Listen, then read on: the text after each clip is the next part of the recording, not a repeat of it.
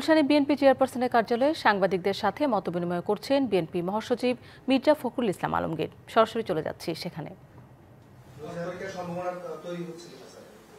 এখন তো সম্ভাবনা তৈরি হচ্ছে, কারণ এখন তো বিষয়গুলো আমরা দেখছি না যে আপনার ব্যক্তিগত কোনো বিষয় আপনার কাজ করছে। আমরা দেখছি যে এখন দেশের স্বার্থটাই সামনে আসছে। স্যার, আপনি সুপার পাওয়ারের কথা বলছিলেন, সুপার পাওয়ারের সাথে আমাদের সুসম্পর্ক রাখা উচিত। আবার এমন হয় কিনা যে এক সুপার পাওয়ারের সাথে সুসম্পর্ক করার ক্ষেত্রে অন্য সুপার পাওয়ার আবার নিরাপত্তা হয় কিনা? এগুলো আপনার নির্ভর করে যে আপনি কিভাবে ডিপ্লোমেসিক অ্যাক্টিভিটিস করেন।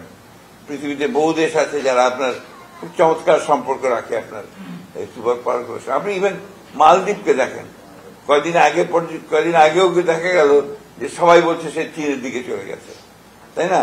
আবার দেখেন যে মালদ্বীপ এখন আবার যে ভারতের সঙ্গে তার সুসম্পর্ক তৈরি করতে শুরু করেছে। ইট ডিপেন্ডস যে আপনি আপনার লিডারশিপটাকে কিভাবে সেটাকে অ্যাসার্ট করছেন এবং আপনি আপনার দেশের স্বার্থটাকে কিভাবে আদায় করে নিচ্ছেন। বাংলাদেশ এবার চায় না যে একটি নীতির প্রতি সমর্থন দিয়েছে। আবার আমরা জানি যে বাংলাদেশের বর্তমান সরকারের উপর বা আমেরিকান একটা প্রচ্ছন্ন প্রভাব আছে। এইটা আবার কনফ্লিক্ট করবে কিনা? এক চীনের উপরে কিন্তু বাংলাদেশ বরাবরই সমর্থন দিয়েছে।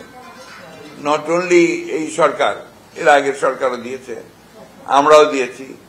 আপনার ইনফ্যাক্ট বাংলাদেশের সঙ্গে চীনের সম্পর্ক তৈরি হওয়ার পর থেকেই আপনার এই সম্পর্কে যে ওয়ান চীন ওয়ান চায়না যে পলিসি, সেই পলিসিকে একদম নীতিগতভাবে সমর্থন দেওয়া হয়েছে।